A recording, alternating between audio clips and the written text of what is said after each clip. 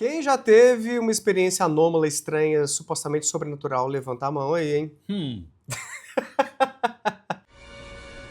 vejo gente morta. Eu já tive várias, embora eu seja ateu roxo, cético, pesquisador. Aham, sei. Essas coisas mexem com a gente e a gente vai compartilhar algumas dessas experiências aqui hoje e trazer algumas possíveis explicações científicas, naturalistas para elas. E talvez não para todas, né? Pode ter uma ou outra aí que ainda carece de uma boa explicação. Mas esse assunto é legal demais e o André e o Wellington já tiveram também, né? Vão contar suas experiências anômalas e esquisitas aqui. Mas antes eu queria pedir o like, a inscrição aqui no canal. Ponto em comum não, gente, é do canal. Falso positivo.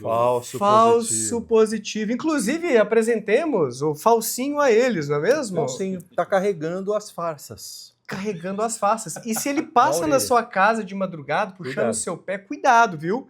Que ele pode acabar injetando aí algumas crenças bizarras em vocês. Mas André, comenta aí, cara. Então você já teve alguma experiência assim? Você tá empolgado pro episódio? Tá com medo dessa vez ou nada? Não, cara, eu tenho uma experiência interessante para compartilhar, assim, mas não foi uma coisa empolgante, não. Foi uma coisa meio assustadora. Eita. Mas eu acho que eu vou deixar para falar melhor daqui a pouco, em detalhes para vocês. Olha, tá fazendo mistério, hein? Mistério em cima de mistério. Um bom contador de história sabe a hora de começar, né? Muito bem, eu vou começar contando então, porque eu tive, obviamente, muitas coisas, né? Porque eu já tô com bastante tempo de vida, então quanto mais tempo você tem, maior número de experiências. Então, cuidado, o futuro inspira fenômenos anômalos. Eita. Então é o seguinte,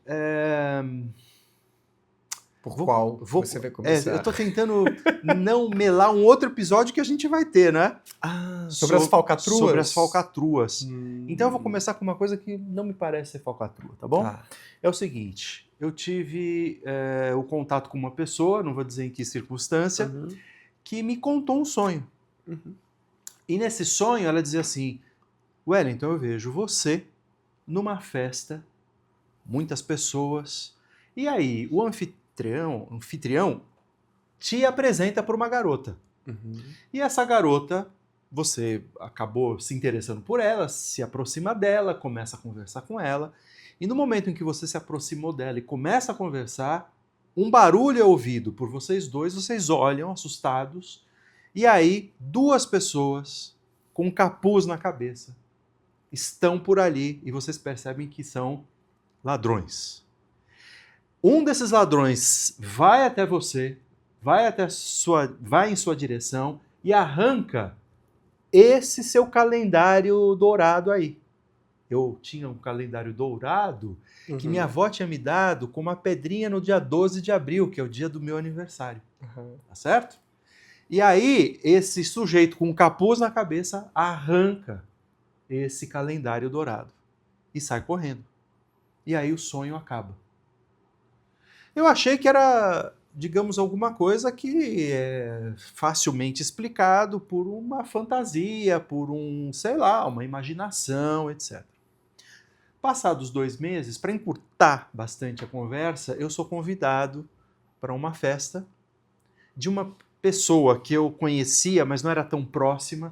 Chegando na festa, todo aquele, digamos, enredo se apresentou de modo absolutamente idêntico. Eu conversava com uma garota que eu tinha acabado de ser apresentado, e aí o som e o sujeito se aproxima de mim e arrancou. Até hoje eu nunca mais encontrei o calendário com a data do meu aniversário. E o cara tava encapuzado? O cara estava com uma meia na cabeça. Então era uma imagem muito parecida com aquilo que havia sido descrito 2 meses antes do fato em si. Então isso para mim foi, eu diria, muito significativo a ponto de fazer com que eu começasse a estudar essas coisas. Comecei a estudar, claro, eu já tinha um pouco de interesse por isso, mas aí eu vou até a literatura, começo a estudar mais a fundo, não é? Entender a diferença de uma coincidência, de uma expectativa, de lei dos grandes números para um fato real. Quer dizer, tudo aquilo que era possível e estava disponível para eu compreender. Mas esse foi, digamos, um dos 3 mais impactantes fenômenos ou experiências anômalas que eu tive na minha vida. Foi muito impactante, comecei a estudar isso mais a fundo por causa disso também. E eu posso dizer para vocês o seguinte, daqui a pouco a gente até pode tentar Pensar em- decifrar, colocar hipóteses, não é? Uhum. A gente já falou sobre o Carl Sagan no episódio passado, não é? Quer dizer, como é que a gente deve lidar, não é, quando a gente está diante de alguma coisa misteriosa. Então, daqui a pouco a gente faz um pouco o papel do cientista para tentar, não é, fazer ciência a partir disso. A minha experiência já vem, assim, praticamente com informações, não vou dizer suficientes, mas fortes o bastante que apoiam uma explicação naturalista. Então eu já vou dar a resposta. Depois a gente volta, porque eu achei bem cabulosa essa história aí. Já tô com umas ideias aqui, ó. Mas, na minha transição de católico para ateu, eu tive uma busca por resposta sobre se existe alguma coisa do lado de lá ou não. E uma dessas buscas foi pela meditação. Eu aprendi a meditar com 2 amigas minhas que faziam uma aula de meditação, yoga e tal. E eu queria ter viagem astral, aquela projeção astral, porque eu lia sobre isso no Orkut e, pô, talvez não exista Deus, mas exista um espírito e a gente pode ter alguma experiência incrível por aí. Projeciologia, conscienciologia, projeção astral, Valdo Vieira, essas coisas esse todas. Né? universo aí, exatamente. Experiências fora do corpo. Exatamente. E eu tive uma experiência muito, muito bizarra meditando. Eu fiquei mais ou menos 2 horas meditando. Não foi essa quer dizer, eu vou acabar contando 2 aqui, então, no mesmo tema, rapidamente, mas numa dessas vezes que eu meditei por muito tempo, eu me senti paralisado na cama, e aí parecia que eu estava sendo sugado para baixo, perdi o controle do meu corpo, tive dificuldade de respirar, comecei a pensar que eu ia morrer, porque se eu não estou respirando direito, e ao mesmo tempo meu corpo pedindo mais oxigênio, eu tentava gritar meus pais, não dava conta. Pareceu até uma experiência de quase morte imaginária, porque não houve um risco real de morte. Mas alguns elementos... Agônica, né? Uma coisa assim que... horrível! E depois de um tempinho, sei lá, se 2, 3 minutos, foi pro outro polo. Eu me senti extremamente extasiado, feliz, pleno, flutuando assim no meio de um nada, tudo preto. E eu fui atravessado por uma alegria tão grande que eu comecei a falar assim, ó, não quero nunca sair daqui. Não quero voltar. Eu ficava repetindo, quero ficar aqui, eu não quero voltar. Quero ficar só aqui. De tão feliz que eu fiquei na hora. E aí, na época, eu assistia Dragon Ball Z. Era ensino médio, não sei se 2º ano, 3º ano, mais ou menos. E aí eu comecei a fazer uns movimentos, e aí rajadas de energia começaram a sair das minhas mãos. Sim, o Daniel lançou um Kamehameha. Escuta, Olha era que só coisa depois incrível. do relaxamento lá, da meditação. meditação. Não fumou nada. Nada. Eu tava doido pra fazer essa pergunta. Nada. Esclarece aí pra galera. Tava sóbrio. Tudo bem, na minha adolescência eu tive algumas experimentações. Mas não foi nessa ocasião. Não foi. E, inclusive, a meditação, na época, me ajudou a, eu posso ter umas experiências incríveis sem precisar de nada, né? Não que eu usasse muita coisa não, tá, gente? Mas, assim, no final de semana, de vez em quando, ia numa rave, alguma coisa acontecia. Numa rave. E aí, depois, eu comecei a sonhar que eu tava no colégio, onde eu estudava mesmo e tal, e acordei de madrugada e registrei isso que eu tô relatando pra vocês, com muito mais detalhes na época, e eu perdi esse relato. Stella, eu te dei de presente esse relato. Você perdeu.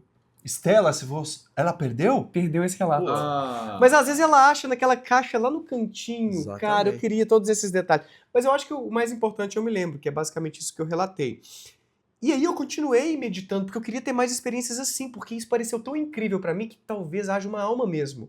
Talvez haja um espírito. Me mudei pra Belo Horizonte, ali já com meus 19 anos, pra continuar meus estudos de psicologia. De férias, voltei pra casa e mudei de quarto. E aí eu tinha a cama da esquerda e o Guilherme a cama da direita, meu irmão mais novo. Beleza, numa dessas vindas minhas, ou idas pro interior, decidi meditar novamente, me deitei na cama, fiquei lá para ver se eu ia ter alguma experiência incrível, que eu visse alguma coisa, que eu tivesse uma evidência externa, porque só ter uma evidência interna assim, foi muito legal.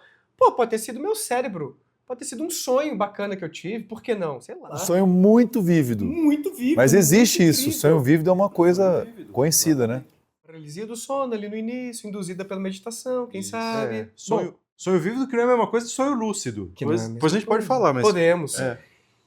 E não é que eu tive outra experiência incrível? E essa não forneceria talvez uma evidência externa? Porque eu me vi deitado na cama. Como se eu tivesse saído do meu corpo durante a meditação. Uhum. E estava lá Daniel estendido sobre a cama. Com um detalhe. Eu me vi deitado na cama errada. Tipo, você sabia que você tinha ido dormir numa cama, mas durante a sua experiência você se viu em outra cama. Na cama do irmão. Não, o contrário. Ah. Nesse dia, especialmente nesse dia, eu me deitei na cama do meu irmão. Porque a minha estava cheia de roupas que a empregada deixou. Olha isso. E aí eu tive que me mudar. Em vez de eu meditar na minha cama, como costumeiramente, eu fui para a cama do meu irmão. E aí eu me vi deitado na minha Na sua cama. O meu Que tava cérebro... cheio de coisa. Que tava cheio de... Não, mas não tinha coisa nenhuma também na minha visão ali, ó. Não tinha coisa nenhuma. Ah, então tem duas evidências. Então, olha que interessante.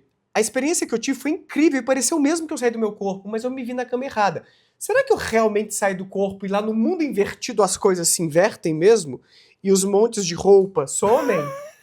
Ou então o meu cérebro, na expectativa, na vontade de sair do corpo, querendo ter essa experiência incrível, criou, eu comecei a dormir a partir da meditação, minha memória de curto prazo, né? Alimentou aquele sonho, tô deitado ali, meditando, eu quero sair do meu corpo, só que o meu cérebro, a minha hipótese, usou a minha informação ali mais típica, corriqueira, de que eu durmo na cama da esquerda. Então ele foi na minha memória mais típica ali, ó, rígida, e não que naquele dia em especial eu estava na cama da direita. Para mim isso aí foi uma realmente. experiência anômala com um componente forte para eu desenvolver mais o meu ceticismo. Eu quero estudar mais isso, eu já estava fazendo psicologia, então eu acabei, a partir de então, desenvolvendo mais essa perspectiva de que o cérebro tem uma capacidade extraordinária de criar experiências extraordinárias. Basicamente isso. Me fez lembrar de uma experiência narrada pelo pai Rogério, que é o pai de santo de um dos terreiros que eu estudei para fazer o doutorado. Ele conta que ele estava dormindo, de repente ele acorda com uma forte pressão no peito. Quando ele abre o olho, ele não consegue se mexer. Ele abre o olho e vê o rádio-relógio marcando 3 da manhã.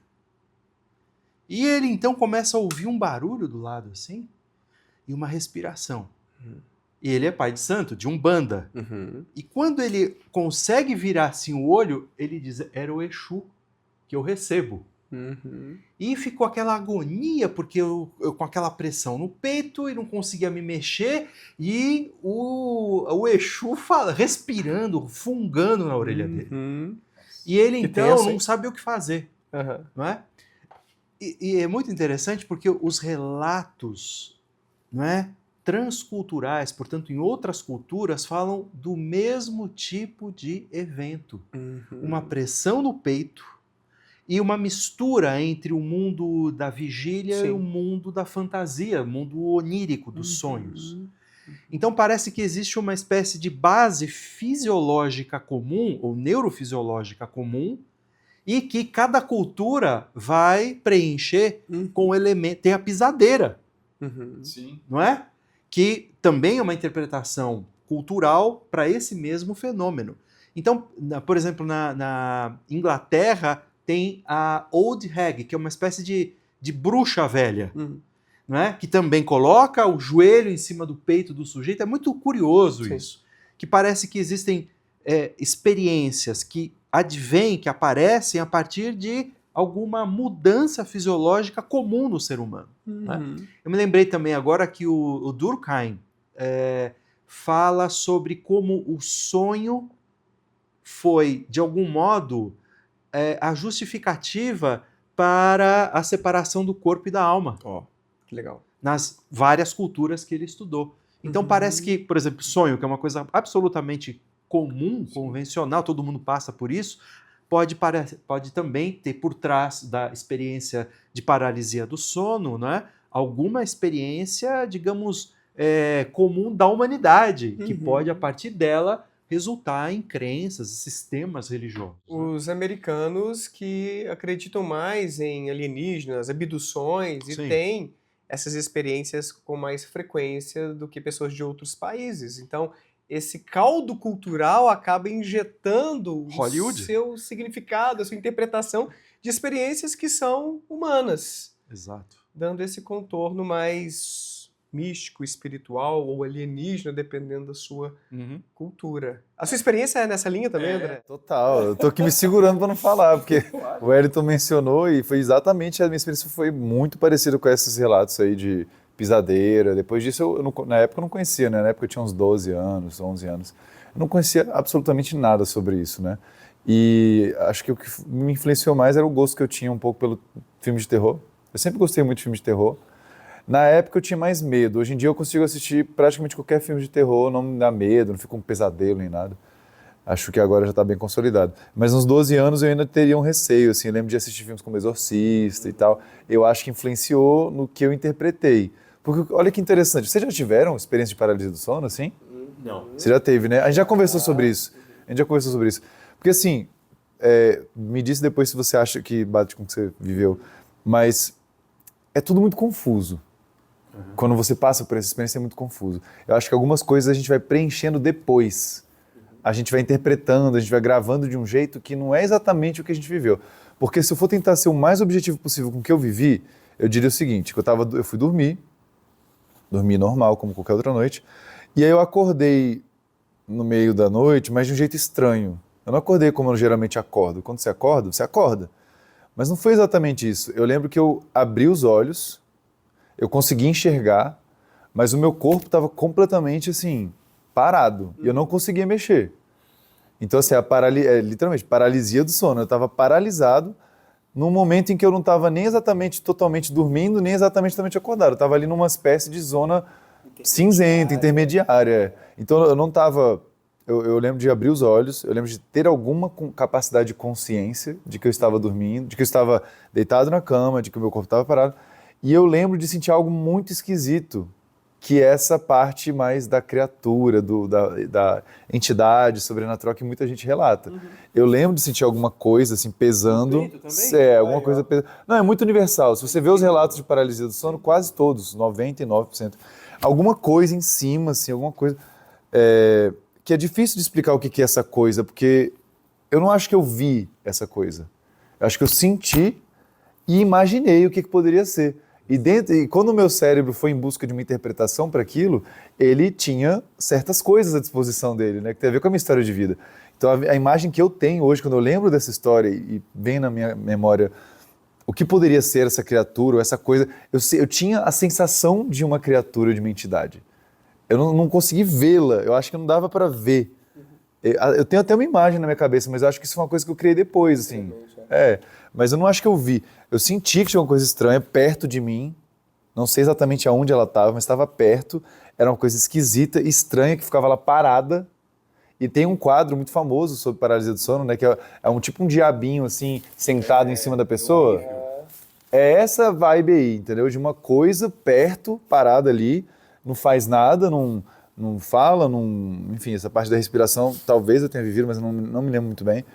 E aí eu lembro dessa coisa lá parada, assim, uma sensação esquisitíssima, porque você não consegue fazer nada a respeito, tipo, você tá lá e você quer só ou voltar a dormir ou acordar, mas você não decide isso. Você tá rendido. Você tá parado, você tá paralisado. Então, assim, aí o que aconteceu no final das contas, né? Eu senti essas coisas estranhas e tal, eventualmente eu voltei a dormir, acordei, vida que segue. Agora, só para finalizar esse relato de paralisia do sono, eu já vivi outras vezes paralisia do sono, mas nunca mais foi desse jeito. Eu já vivi nesses últimos 3, 4 anos, umas outras 2 vezes. Então, assim, eu passei muito tempo sem viver isso, aí faz cerca de 2 anos eu vivi de novo, e foi numa situação assim, fui dormir, né, e acordei. Tipo, acordei mais ou menos, do tipo, eu consegui abrir o olho, vi que eu estava ali naquela situação, meu corpo... Eu queria mexer meu corpo, não conseguia. E aí eu fechava o olho, tentava voltar a dormir. E eventualmente o que acontece é isso, é que eu consigo voltar a dormir, acordo normal. Eu já passei por isso outras 2 vezes, mas sem a parte da criatura, da entidade. E aí eu acho que isso tem muito a ver também com o que eu fui aprendendo dos meus 12 anos para cá. Eu acho que naquela época, por ter aquela coisa dos filmes de terror e tal, isso tudo estava muito fresco na minha cabeça, acabou, acho que afetando.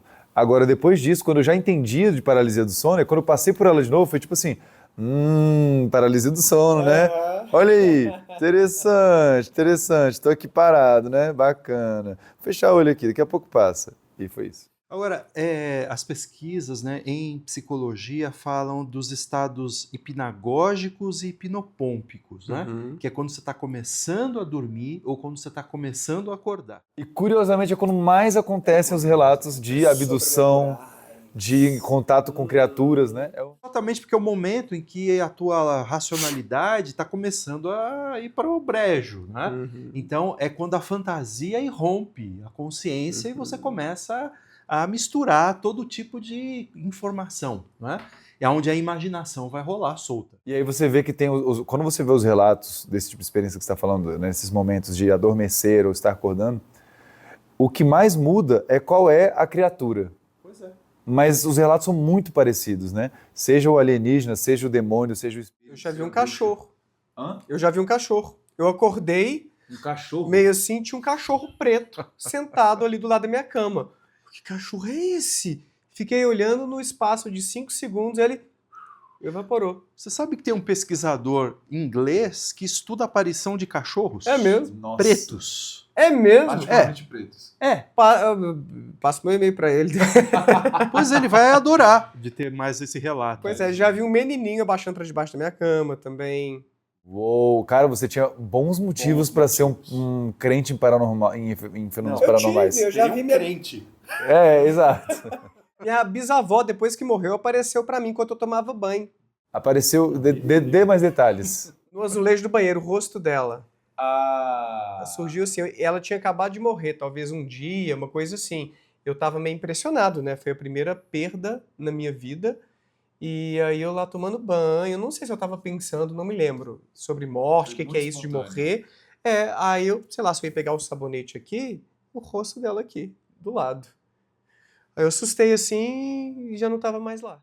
E a gente entra aí num grande campo de possibilidades paranormais que são esses da o que eu realmente estou vendo e o que eu estou confundindo, que é até a questão da alucinação, né? Alucinação, delírio, ilusão. E antes de chegar na alucinação, tem a questão de, tipo, interpretação errônea. Que, por exemplo, para quem já viveu, vocês já viveram em quintal, assim, regiões mais rurais, onde você, por exemplo, poderia sair de casa e ter um mato, tudo escuro. Total, Já. do lado da minha casa praticamente tinha uma fazenda no interior. E para quem vive nesse tipo de região, não é nada difícil você ver coisas estranhas. Não é nada Porque, difícil. às vezes o ambiente, ele é muito ambíguo, vamos dizer, né? Ele tem muitas informações, então Barulhos, É. coisas que se mexem, vento que bate. Olha que interessante isso. E eu vou depois conectar com o seu caso, pra gente refletir um pouquinho sobre ele, Vamos. porque eu pensei nisso. Eu viajei com familiares e amigos quando eu era adolescente, talvez 14 anos de idade, mais ou menos, para o interior de Minas, para a gente passar uns dias ali num clube, numa barragem, acho que é isso mesmo, Carpas do Lago, acho que é isso que chama. É um lugar gostosinho que o pessoal vai. E aí a gente estava nessa época de, será que existe espírito? Vamos procurar. Era à noite, uma criançada. Eu era o mais velho, devia ter 14 anos mais ou menos. E a gurizada lá de 12, 10 anos. E eu liderando a turma, né? Aí a gente foi dar uma volta no quarteirão. Era tipo um condomínio fechado, então era tranquilinho ali, umas casas bonitas para alugar, para quem tava de férias, né? E aí a gente tava assim, gente, e eu aprendi isso com um amigo meu, que eu acho que era espírita. Para aparecer fantasma, essas coisas, a gente tem que mentalizar. A gente tem que querer encontrar. Pô, Aí- existe sabedoria nisso, hein? Opa! Aí a gente foi tirar uma foto, eu tinha uma câmerazinha, cara, isso era 2002, 2003, mais ou menos, eu tinha uns 15, 16 anos já, será? Bom, aí eu tinha uma câmerazinha assim, que era um webcam portátil que eu levava. Era essa câmera? Era essa câmera, lembrei, era essa câmera sim, eu tenho essa foto. Vou botar a foto aí pra vocês, ó, vocês vão ver essa Ótimo. foto aí. E aí a gente foi tirar a foto em frente a uma casa que tava vaziaça. Aí eu falei pra todo mundo pensa em fantasma, hein? Pensa em fantasma, mentaliza que vai aparecer na foto depois. apareceu porra nenhuma. Mas, na nossa andança pelo quarteirão, um de nós, não me lembro quem, achou que viu, ouviu alguma coisa na janela, como se fosse uma criancinha lá aparecendo assim. E aí outro falou, acho que eu vi também. Todo mundo ficou com medo e saiu correndo. Pronto. Acabando a volta no quarteirão, a gente entrou numa casa, que não tinha ninguém ali, né? E não tinha grade, muro, né? Imagina assim. Não que pudesse, eu acho. A gente entrou. E aí, cara, ali a gente viu uma cruz e aparentemente como se fosse alguém crucificado ali. Foi uma coisa bem macabra. Caralho, isso não é espontâneo, não. E aí alguém falou isso e a gente assustou e saiu correndo aqui trem. No dia No seguinte, dia seguinte, voltei lá pra ver, era um varal que tinha um formato meio de cruz mesmo, com uma mangueira enrolada, assim, ó, tudo enrolado. Então foi ilusão, a gente achou que viu como se fosse um homem lá, algo assim, ó a referência do cristianismo, né? Lógico. Mas mais uma coisa estranha que aconteceu, e essa assim, a gente levou o videogame, esqueceu alguma coisa pra conectar, não sei se na TV ou na energia pra ligar o videogame. Faltou um cabo importante e ainda assim o videogame ligou e dava pra gente jogar. Ou E seja, a gente interpretou isso como sobrenatural. Ele Eu não- simplesmente nunca foi importante. Não tem uma resposta pra isso, não tem uma resposta pra isso. Na época a gente tava caçando coisas sobrenaturais, a Ellen, uma guria lá que tava com a gente, eu andei com a galera do Sul esses dias agora no congresso, uma moça, uma menina, ela ficava falando dessas coisas, então contaminou, né, o nosso imaginário e tal. Mas o que eu tô pensando agora sobre isso, né, pra chegar no seu caso, será que, olhando pra trás, a gente tem uma distorção de memória? Não era exatamente isso ou aquilo, e faltou algo importante pro videogame, mas a gente tem aquela coisa pra acreditar, às vezes se lembra de uma maneira como se fosse mais extraordinária do que realmente foi. Porque essa coisa do videogame, na época, eu fiquei assim, pô, será que é isso mesmo? Mas eu não conversei com mais ninguém sobre isso e ficou como um videogame sobrenatural, sabe? o videogame do além. Do além. Porra, mas aí eu pensei um monte de coisa. Por exemplo, a imaginação, né? Sobretudo de crianças. E a expectativa que é criada a partir da imaginação. A expectativa que pode produzir aquele tipo de interpretação daquilo tudo que é meio ambíguo, como no varal, por exemplo. Né? Outra coisa que eu pensei é do contágio social. Então um fala alguma coisa, eu vi, eu acho que eu vi também, quer dizer, vai contagiando. É tipo uma epidemia de crença que vai rolando pelas pessoas. E depois tem fatores individuais, né? Por exemplo, a propensão à fantasia. Algumas pessoas não veem coisa nenhuma nunca. Outras veem muito o tempo todo. Sim. Então, acho que tem esses fatores individuais que se somam a fatores sociais, que amplificam, por exemplo, o ambiente, né? Sim. Se você está num ambiente de credulidade, a tua possibilidade, a probabilidade de você acreditar e ver alguma coisa é maior. Como também você pode, no extremo, alucinar e ver aquilo que se espera ver. Sim. Então, aí tem pesquisas na área da hipnose, que será um episódio nosso no futuro, né? Aguardem. Placebo, hipnose, essas coisas. Então, no extremo, há pessoas que não só têm propensão à fantasia, como elas percebem aquilo que não está lá. Então, a percepção sem objeto, que é a alucinação. Ou não percebem algo que está lá, que é a alucinação negativa, que é mais louco ainda, mais legal. comum também, né? Também comum. Mas tudo ensejado por uma certa expectativa de ver ou não ver alguma coisa.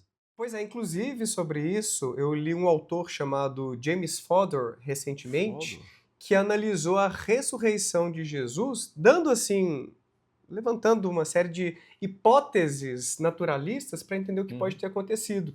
E uma delas foi sobre uma pessoa ou alguns poucos discípulos de Jesus terem tido alucinação de luto. Porque existe uma porcentagem importante de pessoas, se não me falha a memória, dependendo do estudo, entre 40% e 80% que podem ter uma alucinação relativa àquela pessoa que morreu. Pode ser a sensação de presença, ouvir, ver, como eu tive a minha bisavó que faleceu. Quando a perda é traumática, é difícil, aumenta a chance disso acontecer. Quando o enlutamento está mais complicado. Olha que interessante. Então, ele levanta essa hipótese e leva também num artigo dele, aliás, no capítulo de um livro dele, estudos de psicologia comentando que se você conta isso para outra pessoa, que fica meio impressionada, ou para quem é importante aquele relato, aumenta a chance de essa pessoa também ter uma experiência anômala daquele tipo. E eu tenho uma experiência assim, inclusive, nem estava me lembrando disso. Quando eu tive essa experiência da meditação, a primeira, eu contei para Andresa, abraço Andresa, que foi para psicologia também, no final das contas. Impressionado, né, que eu tinha tido aquela experiência incrível e tal. E naquele dia, naquela noite, ela teve uma experiência anômala também parecida, com esses aspectos da paralisia do sono e tal. Então olha como isso pode ser contagiante também, Exatamente. né? Olha que Se eu não legal. me engano, gente, no livro do Mundo Assombrado do Carl Sagan, ele fala sobre uma experiência que ele teve parecida com isso. Você se lembra É disso? mesmo? Não lembro. Não tô lembrando? Não tô lembrando, Eu posso mas estar o que você confundindo lembra? os livros, mas que ele fala de acho que é da avó ou da mãe, que ele teve uma sensação de presença dela, já tinha falecido, e aí ele fala sobre como que seria confortante para ele acreditar que aquilo foi uma experiência mesmo, mas que não é suficiente você achar que uma coisa é confortante e concluir que ela é verdadeira. Ele fala no Mundo Assombrado pelos Demônios como ele gostaria que houvesse esse lado de lá para ele reencontrar seus pais, que é uma dor muito grande para Isso. ele, mas não é porque reconforta e tal que ele vai acreditar. Pois é, olha quantas possibilidades a gente tem para entender essas coisas. E a falsa memória, como a gente se lembra meio mal de algumas coisas que aconteceram. Eu não sei se você já quer voltar para o seu caso, porque eu fiquei pensando nisso aí, ó. Eu tô pensando nele também. Mas eu acho que tem o seguinte, você tá falando das interpretações, né? A gente começou já a fazer um elenco de possibilidades. Sim. A coisa mais simples é a coincidência, que em geral as pessoas descartam porque ela parece menos importante. Mas olha, imaginem, por exemplo, que a gente tem 8 bilhões de pessoas na Terra pensando em coisas. As coisas vêm na cabeça delas e é absolutamente esperado, pela lei dos grandes números, que algumas coisas aconteçam de modo coincidente. Por que você olhou pra lá? Me Poxa, assustei. Eu ouvi um barulho Eu ali vi uma também. estranha ali, irmão. Os dois olharam pra trás e falei, o que eles estão meio ouvindo? estranho e eu olhei pra ver se, tipo, né? Aqui que é atrás tem outras salas, então não se preocupem que as pessoas podem circular por aqui também. Né? Então tá bom, Ok, mas assim, eu só falo- para contextualizar o pessoal, explica aí. mas você teve um grito muito bizarro aqui na redondeza, então a gente tá meio... O nosso dispositivo de detecção de agência tá assim, Vocês dois, estourando. que não são daqui, estão com ele Nossa, gritando. exatamente. Eu não, eu tô Agência. tranquilo, porque eu tô acostumado. Mas falando nisso, mecanismo hipersensível de detecção de agência ou de agentes, que é um treco com o qual a gente nasce, né? E a gente fica como tipo rastreando o meio ambiente, procurando alguma coisa que explique certas barulhos ou certas coisas que acontecem por aí. Que possa estar vivo e vir te comer. Com certeza, né? Porque a gente aprendeu ao longo da nossa existência enquanto espécie que é melhor você ficar atento, né? Porque senão você pode ser engolido. É melhor você interpretar incorretamente Exatamente. que tem um predador ali naquele arbusto de onde veio um barulho, você sai correndo e não era nada demais, do que você desconsiderar, é só o vento mesmo e daqui a pouco você vira picadinho. Como é que é o nome do nosso podcast? Opa! Falso positivo! Ah! Será que é por causa disso? Também por causa Exatamente. É um disso. ótimo exemplo O que é o falso positivo, então? O que é? Falso positivo é quando a gente levanta uma possibilidade, uma hipótese, uma crença, tem bicho ali, sendo que não tinha bicho nenhum, é um falso positivo. Você fez uma afirmação sobre a existência de algo, ou você detectou um sinal de que havia algo ali e não havia. Ou então, quando você fez aquele teste de gravidez, deu positivo, mas não era o caso. Então, houve um erro E diagnóstico lá também. nos testes, geralmente aparece assim, esse teste tem uma taxa X. tal, tantos por cento de falso positivo. E o que o nosso cérebro faz todo dia? Falsos positivos. O tempo inteiro a gente está levantando hipóteses sobre o que está acontecendo no ambiente, e agora provavelmente foi um falso positivo. Nossa, a gente achou que... Alguma coisa fez barulho ali. Isso. Por Agora, outro o lado, que causou? quando a gente sair daqui, a gente sai com muito cuidado.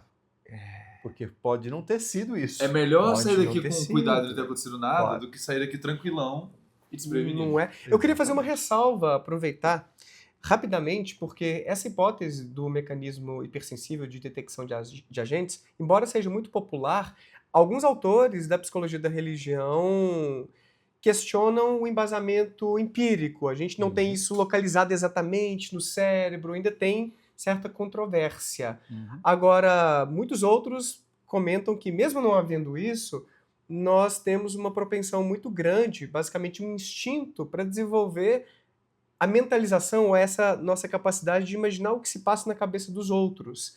Nós somos seres altamente intencionais e imaginamos essas intenções, propósitos, em seres que são parecidos com a gente. O tempo inteiro a gente está, então, pensando nesse sentido mentalizador. Então a gente atribui estados mentais a coisas que nem são vivas muitas vezes. Objetos. É. Você vê uma nuvem e de repente parece um coelho, Uhum. ou então você ouve a sua máquina de lavar, isso aconteceu comigo, e eu interpretei como se ela estivesse dizendo para frente, para trás, para frente, E tem- pareidolia. aí entra na pareidolia que eu acho que, assim, se eu fosse tentar explicar o que você viveu a respeito da sua bisavó, a minha primeira tentativa de explicar passaria pela pareidolia. Eu não descarto, sabe por quê? Tinha aqui uma janelinha no banheiro dos meus pais, estava tomando banho no banheiro deles. E aí eu posso ter olhado ali para o céu na hora de virar para pegar o sabonete e tudo, e aí sabe aquele clarão que dá, aquela coisa que mancha um pouquinho a visão? Uhum. E tinha lá os azulejos, eu acredito que Úmido. eram... Com umidade. Eu acho que eles tinham desenhozinhos. E aí nessa ambiguidade, com talvez essa pós-imagem, eu acho que é um termo que alguns autores usam, pode ser que eu tenha tido uma ilusão. Claro. Não foi uma visão perfeita e eu interpretei como se fosse a minha avó. Eu não descarto isso. Mas eu tenho uma lembrança forte de ter sido muito nítido. Então eu não tenho certeza. Sabe aquela coisa? Eu posso só compartilhar agora que você me fez lembrar de um negócio que eu não lembrava há muito tempo, cara. E tem a ver com o show do Oasis que a gente foi ontem. Eu tive uma experiência que eu considero uma alucinação auditiva. Uhum. A minha interpretação é essa. Eu tava tomando um banho, eu simplesmente comecei a ouvir Rocking Chair, que é uma música muito lá do B do Oasis, muita gente nem conhece, que gosta do Oasis, não conhece. Você conhece a música? Acho que não. Muita gente não conhece. Ela é do The Master Plan, que é um CD com várias músicas mais B-sides. Eu amo essa música. Cara, eu tava tomando, eu tive a sensação muito vívida de ouvi-la sendo tocada. Só que a chance de alguém ter colocado ela pra tocar fora do banheiro era zero. Desligou o Zero. chuveiro para testar? Não. Deveria ter feito isso. Sabe por quê? Hum. Porque eu tive uma experiência similar recentemente. Nossa, tem vizinho ouvindo música a essa hora, tipo 11h30 da noite. Aí eu fiquei, será que é música mesmo? Fiquei um pouco em dúvida, mas parecia demais. Eu desliguei o ventilador do quarto. Era o ventilador. Era o ventilador. Às vezes, chuveiro... Existe até um termo, alucinação funcional. Às vezes, eu já ouvi um caso, por exemplo, em que a mulher abria a torneira e aí ela começava a ouvir O coisas. barulho da água. Voz ou música, por conta de um outro estímulo que deve estimular de um jeito ali o cérebro que dá essa pane. Mas eu já tive isso algumas vezes com ventilador. E talvez, então, o barulho do chuveiro pudesse ter trazido, de alguma maneira, essa vontade sua de ouvir essa música no Cara, show. pode ser, mas eu tava ouvindo assim, curtindo, de repente eu me toquei e falei, não, pera, não tem como sim, não tem como isso tá acontecendo. É. A minha mãe, que assim, na época eu morava na casa da minha mãe. Ah, não foi esses dias agora? Não, essa história do Rocking Chair, eu vivia há mas anos atrás. antiga, Eu nem achei que era de lembrava mais. agora. Agora que você falou desse negócio de ver a sua avó no banho, Aham. e aí eu lembrei disso, cara, sua bisavó, né? Bizarro. Aí eu de repente lembrei agora e, cara, era impossível. Assim, eu não tava ouvindo música dentro do banheiro. Sim. Não tinha como eu ter deixado rolando. E a minha mãe nunca ia colocar uma coisa dessa pra tocar. E tipo, quando eu saí do banho, realmente não tava tocando nada. Sim. Mas eu tive a experiência completamente vívida. Não era tipo, eu imaginei, porque a gente consegue imaginar uma música, né? Aham, aham. Eu ouvi. Aham. Foi a minha experiência de alucinação mais vívida. Então, mas aí, né, é o seguinte, quer dizer, o cérebro é uma maquininha de dar sentido para as coisas. Quando tem ambiguidade, é aonde ele vem com toda a força. E preenche lacunas. E preenche lacunas a partir da memória. A gente já falou Exatamente. disso. Então, a memória vem com tudo porque ela vai preencher. A gente não preenche com nada. Sim. A gente estudou aqui no Interpsi, anos atrás, o fenômeno da Santa da Vidraça, aqui em Ferraz de Vasconcelos, que é uma cidade da Grande São Paulo. Apareceu na casa de uma pessoa uma imagem que eles atribuíram a Nossa Senhora de Aparecida, né? A Nossa Senhora. E aí começaram a fazer exvotos já, orações, a igreja ficou preocupada e foi criada uma comissão para investigar aquilo. A gente foi até lá, a gente fez uma análise do vidro e tinha uma espécie de imagem muito parecida com a do manto de Nossa Senhora. Por outro lado, se essa mesma imagem estivesse num mundo, sei lá, muçulmano, era uma mulher com burca. Se fosse sei lá, num mundo dessacralizado, era um polegar. Ou um pino de boliche, entendeu? Ontem o cara que estava tocando no show de abertura, um dos caras tinha um cabelão assim com dread, Eu bem lembro, massa, eu lembro. assim, talvez, né, interpretado como Interpretado um cara assim. assim com Até dreads. isso, né? E é interessante porque a gente levou 2 especialistas em vidros lá, né? E os caras falaram, não, isso é um fenômeno de irisação, porque isso aqui deve ter ficado num lugar úmido, pingava água, Sim. isso aqui vai desgastando o vidro e vai formando uma espécie de arco-íris, que dá essa luminosidade. Mas a forma tem a ver com a água que pingava ali e fazia essa coisa mais arredondada. Sim. Dependendo da angulação do vidro, a imagem seria diferente. Uhum. Agora, o problema é que, culturalmente, quando a gente chegava lá, as pessoas falavam, tira a mão da santa, ninguém põe a mão na nossa santa. Sim. Então havia toda uma resistência da população em fazer com que a gente se afastasse, né? Quer dizer, uma preocupação de a gente sair dali.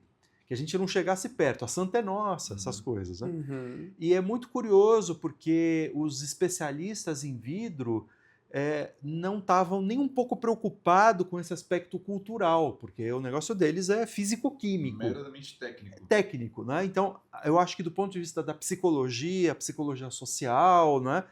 Mesmo questões da psicopatologia, é muito interessante, é muito rico ver como é que isso acaba emergindo, né? Sim. Então aí tem algumas ideias. Sim. A gente falou de pareidolia, isso é pareidolia.